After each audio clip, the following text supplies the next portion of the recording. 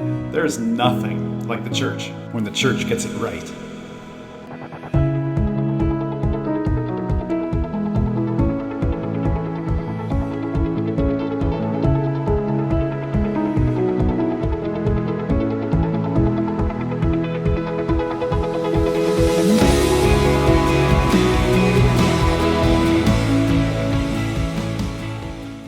We arrived in Antigua kind of late at night, so the first night was just getting to the hotel and going to bed. Then after that, we ended up getting on the bus and going down to Kairos. And we met Myra and her husband, and there was a bunch of kids in there. And we sat down and talked, and they gave us a quick overview of what we were going to be doing and what the project was going to be. And then we got to the project site. And that was where, you know, your eyes just open up. A mix of like 7 or 8 homes, all made out of corn stalks. And it was a very humbling experience because I wasn't sure what was behind the door. And then when I saw, I was, you know, taken back, shocked.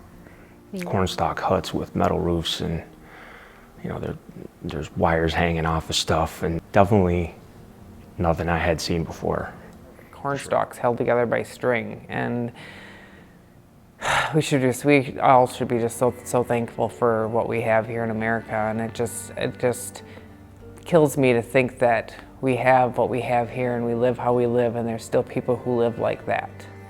I was surprised how dark it is. It's just very dark for as bright and tropical, semi-tropical as it was. It just seemed like it was really dark in there. Dirt floors, dirt path in between it, one watering hole. So that was a little surprising. Dirt pathways and dog feces and no clean water and no play structures and nothing that looks like a building that we're used to. It went really smooth, the building. We were fortunate to have, you know, Todd, who was a builder. We had Wayne, who had done drywall before, you know. Karen had laid brick before, so she knew how to get the brick in there and get the mortar between there, you know.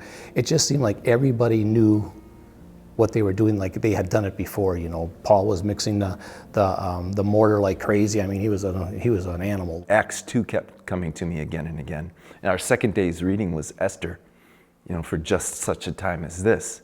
So all of the skill sets that came to bear on that property, mine with a little bit of Spanish, with being able to mix concrete and schlep the block, and Wayne used to hang drywall, and Todd's in the home construction business. And It's a little bit different, you know. I haven't used a handsaw or a hammer in a long time.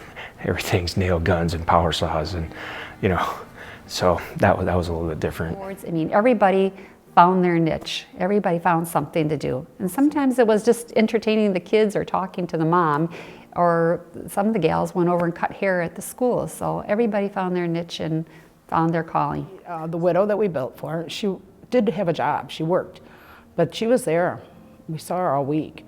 So they watched, and they always had smiles. They offered Karen and I a chair once to sit down. She had all the little kids in there with rollers in their hand and working on all the sheeting, and got everything all painted up first before we nailed it on the wall.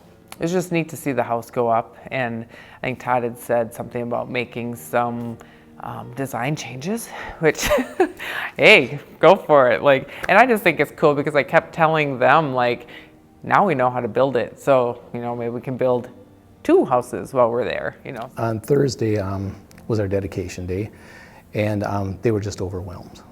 They were just overwhelmed, you know, the whole family, the friends, the mother, the aunt or the cousin, whatever she was there, you know, and she wants to have the next house done. You know, she was down there, and I said, we're gonna just do the whole block. There wasn't a dry eye in the house. I mean, I don't know who cried, us or them, you know, more. The kids were all pretty excited. They were running around in there. And Mom was beyond grateful. They had posters made that said, gracias, thank you for our house, and all hanging up inside. So that was a surprise to us. And they were so excited about that too. They were kind of like, come in, come see. And then during dedication, the mom who we built the house for, she was surrounded by her little children. And there was a point where she just it overwhelmed her, and she just started crying. And of course, everybody else started crying. I mean, I've been building houses for 20 years, and I've never had anybody cry when we turned the keys over to them. So that was definitely, it was nice. It was different. Sometimes your mission is just presence, you know, just being there. And Sue had said, you know, at one point she's like, man, I'm really glad you're here. You know, you were the first guy at River Hills that talked to us on our first day we came here. And I don't know how long ago that was. We were back in a different building. And I thought, well, that's cool, you know, because so now, you know, I'm encouraging them, and it just, you know, kind of brought full circle of what we're doing, you know. It's kind of like, wow, you know, that was their first day, and I was there, and now she's glad I'm here, and, you know, it just kind of with that relationship we've had the whole way. You know? For me, I did a reflection about how awesome it was that God paved the way, every step of the way, to get River Hills first mission trip team to Guatemala to be the church for this widow and her 5 children. Being the church, outside the church, that was it for me. Yeah, to give them a clean, safe place. They don't have a dirt floor anymore. They have a cement floor. It's clean. There's a reason why we were all called to be there on that trip with that family. It was all meant to be. And love and good deeds, you know, it's a verse in Hebrews. We're not doing it to say, hey, we're so great, you know, or, you know, look at what we've done. We built this house. Before I left, it was kind of the impression like, hey, why don't we just send some money down there? The Guatemalans need a job. We'll just give them some money. They can do it, you know, but it really wouldn't be the same. I would like to go back now and do it some more. Like I felt the Spirit and God in every face, you know, whether it was the little children's faces. I mean, what a blessing to be a part of something like that. That's one of the reasons I built houses in the first place, was to be able to help people have a house. They took wonderful care of us. They actually bought us a cake and said that we had treated them so well that they bought a cake with their own money and gave us on the last day. And just how we've touched them and how we felt they blessed us. I think we were blessed as much or more than the people we were helping. Pray for a revival. Yes, you can.